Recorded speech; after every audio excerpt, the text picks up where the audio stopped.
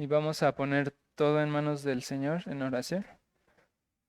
Amado Señor, te agradecemos por tu infinita misericordia para con nosotros, porque tú nos guardas, nos cuidas, nos alimentas con tu palabra, nos permites tener tiempo de comunión, Señor, y también nos das esta oportunidad de estudiar, Señor. Te pedimos que nos ayudes en todo, con el cansancio, con las distracciones, cualquier cosa que pudiera estorbarnos hoy, y permite que este estudio pueda ser de bendición y pueda ser un refrigerio para nuestras almas, y que a pesar de mi torpeza y de mis incapacidades tú puedas bendecir a tu pueblo, Señor, y puedas permitir que esto que vamos a ver hoy sea de edificación y de bendición, Señor. Te suplicamos que guardes todo esto en nuestro corazón y nos ayudes, por favor, en nombre de Jesús. Amén. Hermanos, creo que no todos alcanzaron hojas, perdón. No traje suficientes, pero voy a ir leyendo las preguntas conforme vayamos avanzando. Por si quieren tomar notas, las mismas preguntas que voy a ir leyendo o voy a ir mencionando son las que están en las hojas. Así que si alguien no alcanzó, va a poder seguir las preguntas que vaya yo leyendo.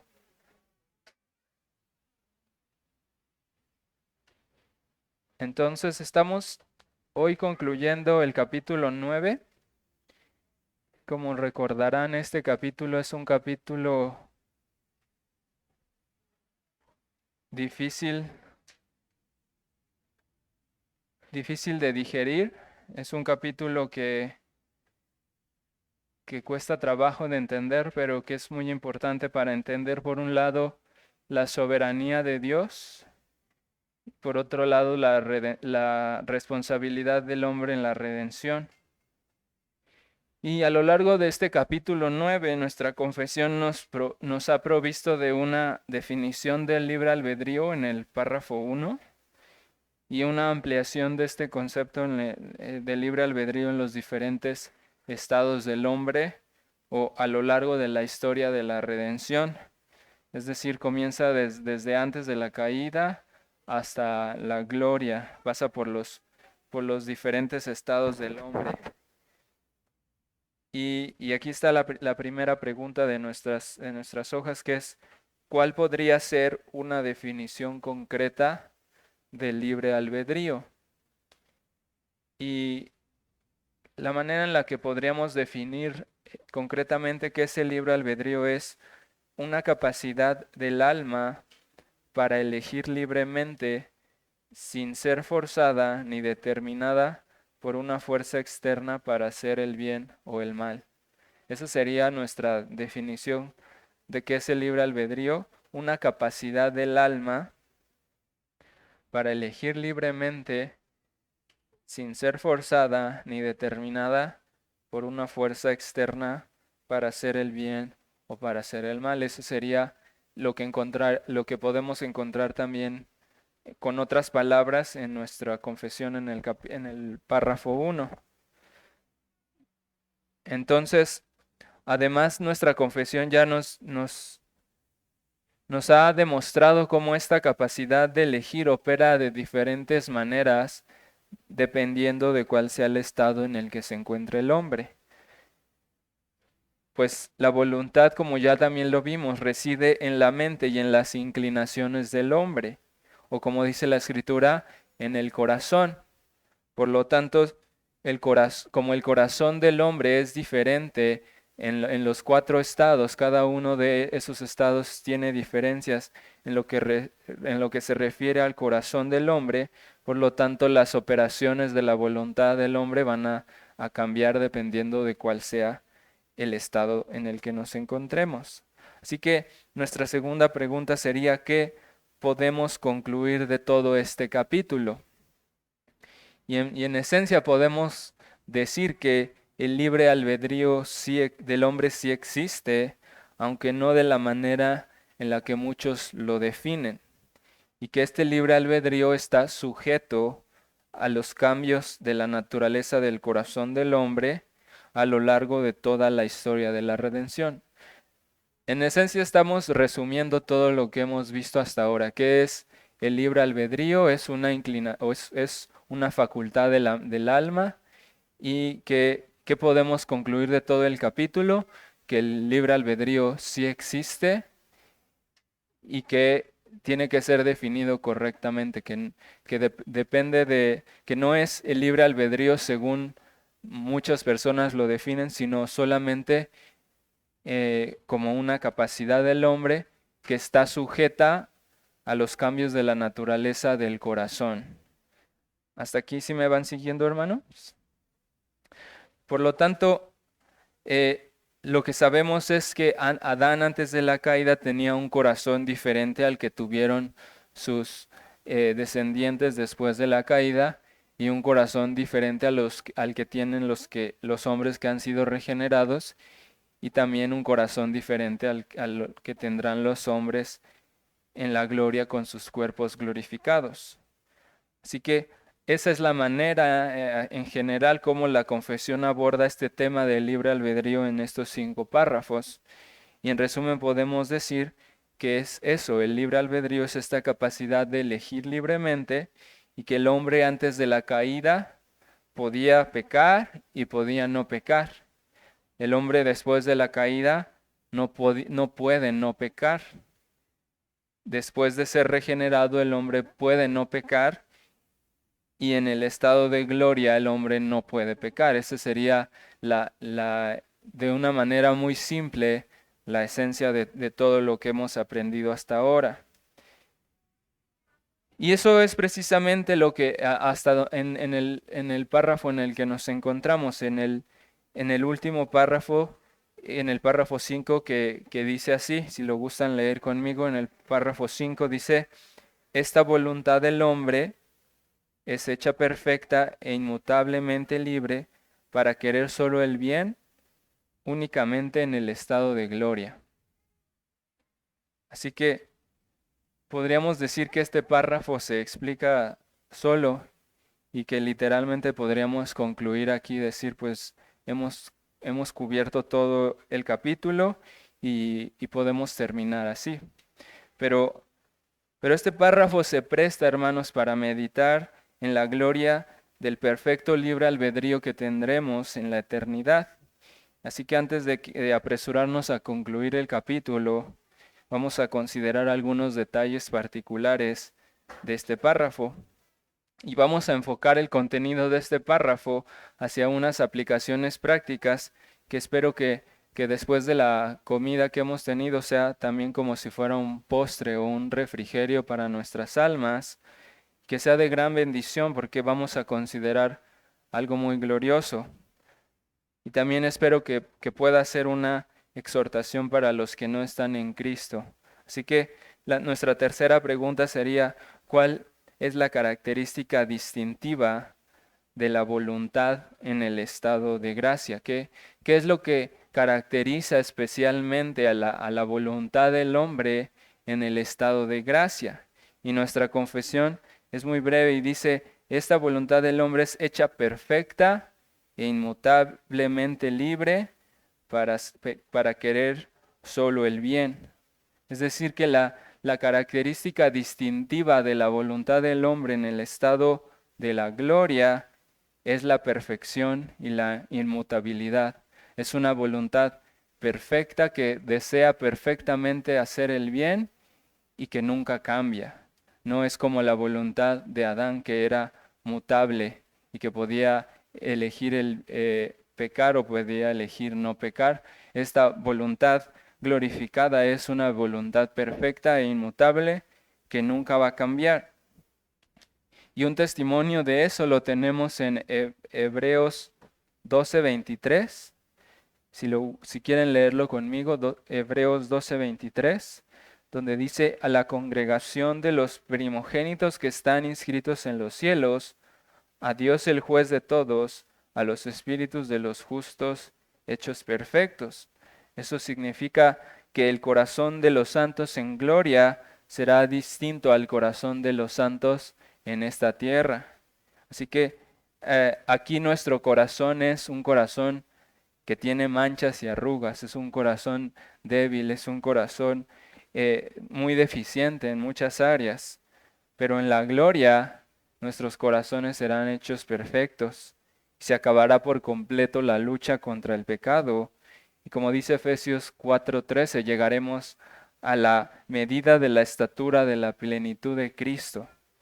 También Primera de Juan 3:2 dice que seremos semejantes a Él porque le veremos tal como Él es.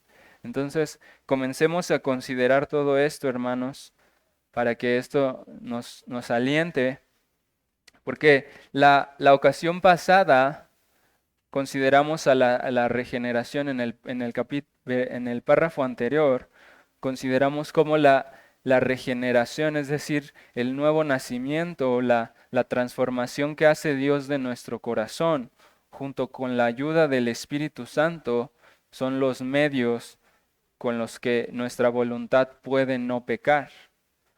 Pero, pero hoy estamos considerando una voluntad distinta a esa. Estamos considerando una transformación más gloriosa que la regeneración, porque es una transformación que nos permitirá no pecar, estar libres de las luchas que nos asedian, libres del pecado y de la culpa.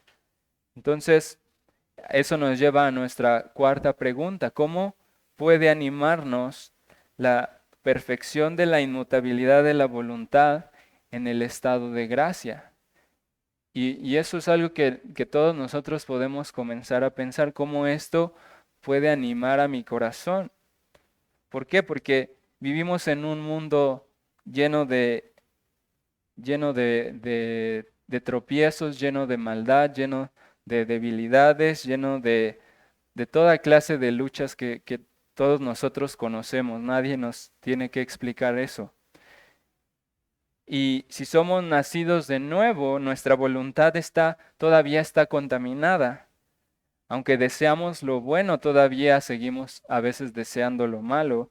Y no deseamos lo bueno únicamente ni perfectamente, sino que en ocasiones pecamos y voluntariamente hacemos lo malo. Y eso para muchos es un desánimo escuchar que esto tiene que ser así por el resto de nuestras vidas. Entonces, eso significa que las luchas, en algunas ocasiones las luchas van a ser capaces de desalentarnos y abrumarnos y aplastarnos por completo, quitarnos incluso las ganas de luchar y de perseverar.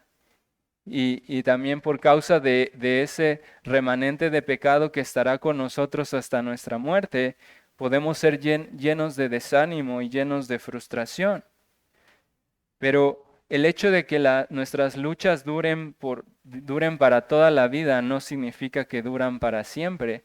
Y ahí es donde quiero que nuestros corazones comiencen a ser alentados, a que no significa que cuando decimos esto, estamos hablando de aquí a que muramos, no para siempre. A veces cuando sabemos es que esta lucha va a estar aquí para toda mi vida, sentimos que eso es demasiado, pero nuestras vidas son muy breves, hermanos, y no va a ser para siempre. Eso es lo que nos puede alentar. Así que esto debería despertar en nosotros una santa expectativa en el glorioso día de la venida de nuestro Señor Jesucristo, para que crezcamos en la esperanza de verlo pronto y en la esperanza de ser hechos perfectos como Él es perfecto.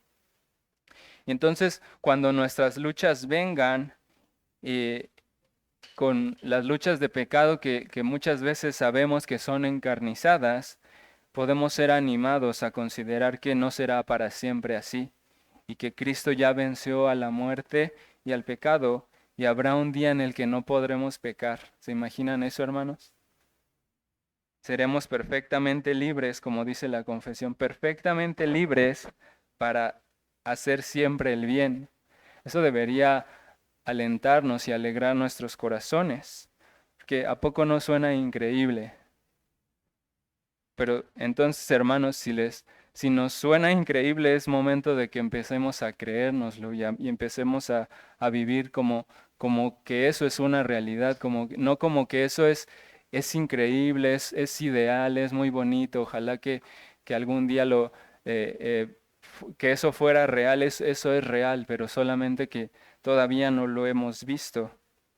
Entonces, que eso nos aliente, hermanos, a perseverar hasta el fin, que comencemos a creernos que eso es verdad y a vivir como que eso es verdad, para que, sabiendo que ya tenemos la victoria en Cristo. Y eso no es todo, hermanos, porque hay algo todavía más glorioso, y esa es nuestra quinta pregunta. ¿Qué puede ser más glorioso que vivir con la capacidad de no pecar? ¿Qué creen que sea, hermanos? Exactamente, que gracias a esa condición nueva que vamos a tener, esa condición perfecta, sin pecado, que vamos a poder mirar a Cristo cara a cara y vamos a poder estar en ese estado de gracia, como lo cantamos incluso esta mañana, sin que nuestros corazones se cansen de Dios y solo Dios. Se acabarán para siempre todas esas distracciones y deseos fluctuantes de nuestra voluntad imperfecta, las tentaciones del mundo que vienen a cautivar nuestros corazones, nos hacen inclinarnos hacia hacer lo malo, pero en ese día no va a haber nada que te distraiga de mirar a Cristo. Y solo lo veremos a Él y solo a Él y nos deleitaremos perfectamente en Él. Incluso el diablo que ahora tiene potestad para estorbarnos, el diablo tiene la potestad incluso para tentarnos, para sugerirnos cosas y estorbar nuestra devoción. Eso también se va a acabar. Y ya no va a haber ningún tentador, ningún acusador que venga a robarnos la paz por acusarnos de nuestras culpas, ni para influenciar nuestras voluntades a hacer lo malo. Y por si eso fuera poco, tampoco va a haber toda la corrupción que hay en nosotros, toda la contaminación y las tendencias pecaminosas que nos hacen tropezar. Nuestra carne ya no se va a oponer a nuestro espíritu y adoraremos a Dios perfectamente y para siempre. Y esto, hermanos, aunque ahorita no lo vemos, tenemos la promesa en Filipenses 1:6 de que el que comenzó en nosotros la buena obra la perfeccionará hasta el día de Jesucristo. Entonces, hoy no lo vemos, hoy no vemos ese estado perfecto de la voluntad glorificada y ni siquiera nos alcanzamos a imaginar cómo es vivir sin pecar, pero somos llamados a creerlo y a vivir por fe y no por vista. Somos llamados a creer en esa promesa y a aferrarnos a ella y a gozarnos de que un día la veremos cumplida. Así como hemos visto de la fidelidad de Dios cumpliendo todas sus promesas, esa promesa también será cumplida y Él será fiel a cumplir su promesa de que comenzó en nosotros una obra y Él la va a terminar porque Él así lo prometió. Así que espero, hermanos, verdaderamente que esto nos ayude a ser alentados y a no hundirnos en el desánimo y la frustración por causa de nuestros pecados. Porque son literalmente, si meditan en esto, son como plagas, como esas plagas de moscas molestas que invaden nuestros corazones y que no nos dejan descansar en esta vida, pero ese día glorioso ya no va a haber ninguna plaga de pecado, ningún pensamiento errante que nos distraiga de la presencia del Señor. Y también que seamos, dice la Escritura, que todo aquel que tiene esta esperanza en Él se purifica a sí mismo como Él es puro. Así que si nosotros alimentamos nuestros corazones con esta promesa, con esta esperanza de verlo pronto y de ser iguales a Él y estar delante de Él por siempre, que esto también nos aliente a ser purificados y a con la esperanza de que un día seremos hechos perfectos. Y como les decía, también no solo espero que este estudio sea un refrigerio para nuestras almas, sino que también mueva a celos a todos los que no están en Cristo, porque todas estas verdades, toda esta esperanza, este gozo que anhelamos tener un día, no es realidad para los que no están en Cristo.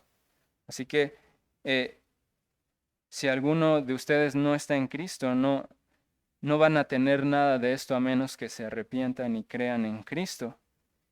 Porque curiosamente muchos se escudan muchos de los que no creen en Cristo y no quieren creer en Él se escudan en la doctrina, en esta misma doctrina del libre albedrío y dicen, pues yo tengo libre albedrío y yo no quiero acercarme a Él.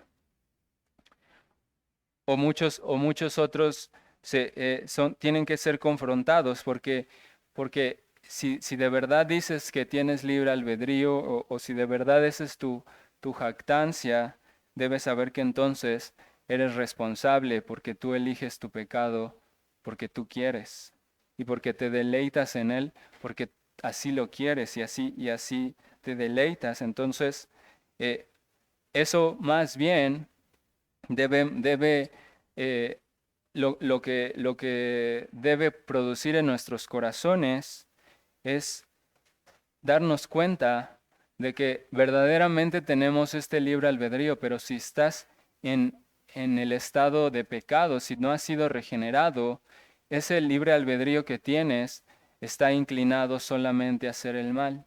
Y por más que tú quieras cambiar, no puedes cambiar. Y entonces ahí es donde viene otra excusa de los no regenerados. Bueno, si yo no puedo cambiar y tengo que cambiar hasta que Dios me dé el arrepentimiento, entonces es por culpa de Dios que yo no me he arrepentido. Pero en realidad esta doctrina te tiene que ayudar a ver tu incredulidad por un lado y también tu incapacidad de arrepentirte por ti mismo. Esta doctrina nos expone nuestra responsabilidad, no para que digamos, ay, pues es que Dios no me ha llamado, yo todavía no me arrepiento porque no he sentido que Dios me llame, sino más bien te expone tu responsabilidad para que sepas que independientemente de lo que pase, tú seguirás siendo responsable y hasta en el día del juicio tu responsabilidad es tuya y solo tuya y serás juzgado por tus pecados. Así que eso te va a llevar a ver tu miserable condición y decir, no tengo excusa delante de Dios, necesito que Él me salve, necesito humillarme delante de Él para que Él tenga misericordia de mí. Así que hermanos, si aplicamos correctamente la doctrina del libre albedrío, incluso en el evangelismo, nosotros podemos hablarle a los incrédulos de su responsabilidad de arrepentirse, no porque creemos que tienen la capacidad de volverse a Dios, sino porque sabemos que es nuestra responsabilidad llamarlos y porque sabemos que ellos lo hacen libremente, ellos no son víctimas de nada, ellos voluntariamente pecan y ellos voluntariamente han hecho cosas que desagradan a Dios y por lo tanto no tienen excusa. Así que si alguno de los que está entre nosotros no está en Cristo, necesita humillarse hoy delante de Él y abandonar su pecado, suplicándole que lo salve para que Él tenga misericordia y pueda transformar sus corazones. Así que, hermanos, esto sería todo lo que tenemos para hoy en este párrafo. No sé si alguien tiene una duda acerca de esta doctrina.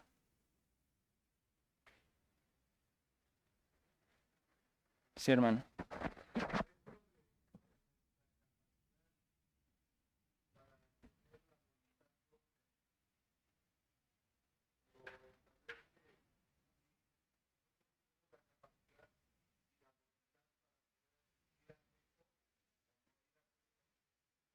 No, exacto. Ujú. Sí,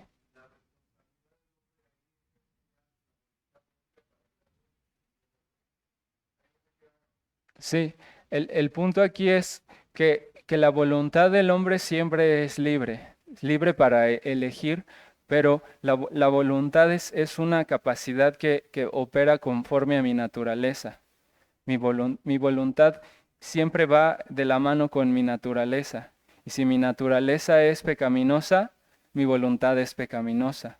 Mi voluntad no quiere elegir a Dios porque mi voluntad, si es una voluntad no regenerada, siempre va a estar de acuerdo a mi naturaleza corrupta. O sea, no puede haber una capacidad en mí de elegir a Dios porque mi naturaleza no se presta para eso. ¿Sí me explico, hermano?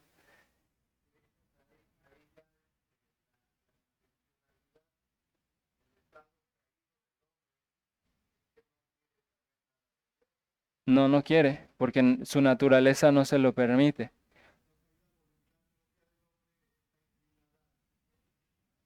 A sus deseos. Necesita un cambio de naturaleza. Algunos explican este principio con una analogía de que imaginemos que tuviéramos a un cerdo y a un humano y les pusiéramos enfrente de un lado así una montaña de desperdicios y de comida echada a perder y de otro lado un manjar muy delicioso.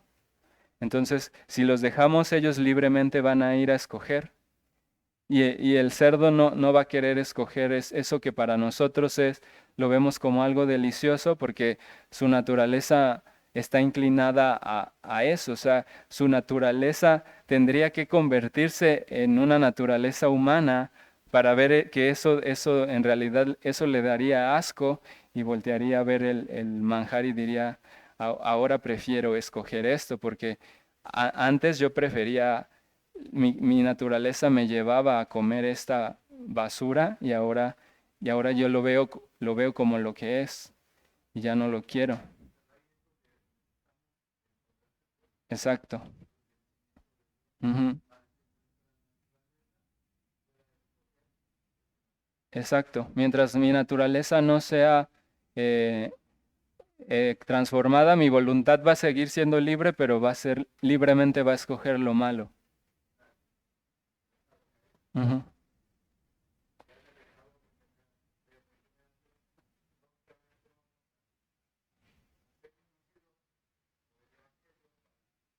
Sí. Sí, en el estado regenerado nuestra voluntad es distinta. Está capacitada para desear lo bueno, pero no deja de desear lo malo. No ha dejado de haber un remanente de pecado. Exacto. Ajá. Exactamente. Sí, hermano. ¿Alguien más, hermanos? Bueno, si no hay ninguna pregunta, vamos a terminar con una oración, hermanos. Amado Señor, te agradecemos por tu palabra y por la esperanza que tenemos de ser transformados perfectamente a tu imagen, Señor. Somos tan finitos, tan torpes, tan incapaces siquiera de imaginarnos cómo es ese estado glorioso, pero te pedimos que nos purifiques en esa esperanza, que nos ayudes a luchar cuando las luchas sean muy fuertes, que nos ayudes a esforzarnos y a confiar en que tú ya has vencido, Señor, y que nos capacites para elegir el bien, Señor, y para hacer lo que a ti te agrada, y que podamos ser hacedores de tu palabra, Señor. Ayúdanos y también perdónanos por todos nuestros pecados, Señor, y no nos dejes caer en tentación, Señor. Ayúdanos en esta semana que inicia para que podamos seguir haciendo tu voluntad. Te lo suplicamos en nombre de Jesús. Amén.